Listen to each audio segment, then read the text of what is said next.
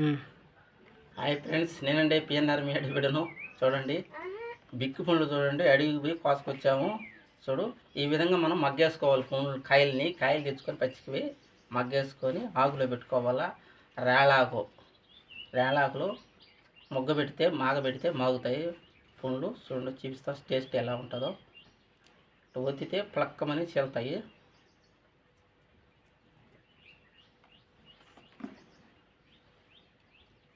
వచ్చేసి చూడండి,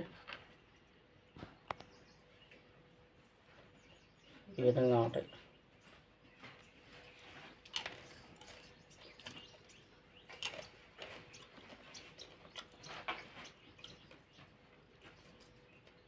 టేస్ట్ అయితే తినడానికి చాలా టేస్టీగా ఉంటుంది,